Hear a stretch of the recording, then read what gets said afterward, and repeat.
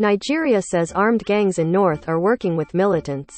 A top Nigerian official says that armed gangs attacking remote communities in Nigeria's troubled northwest are now working with extremist rebels who have waged a decade-long insurgency in the country's northeast.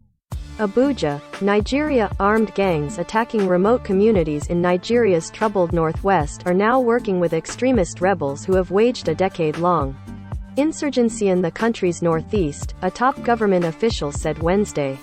The gunmen and the Islamist rebels are in an unholy handshake, Nigeria's Minister of Information Lai Mohammed told reporters, for the first time confirming a collaboration that security analysts have warned of. The result of the alliance is the recent deadly train attack near Abuja, Nigeria's capital, said the minister. Explosives were used to blow up the rail track in that attack, in which 8 passengers were killed and more than 100 were abducted and remain missing.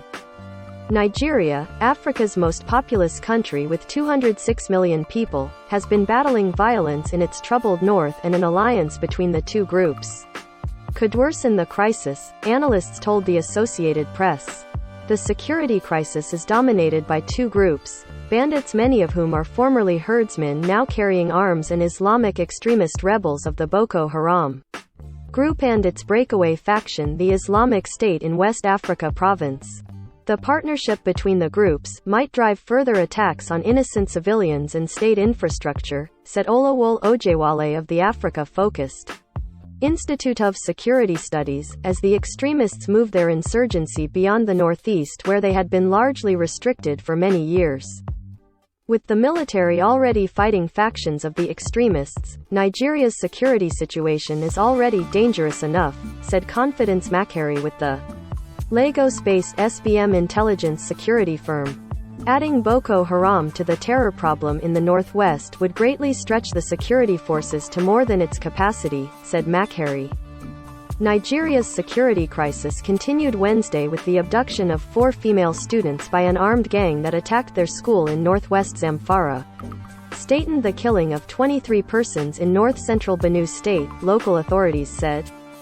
It is becoming increasingly glaring every day that my people are now an endangered species, and so we can no longer wait for help from anywhere, Benue Governor Samuel Ortom said, repeating his appeal for residents to be allowed to bear arms to defend themselves.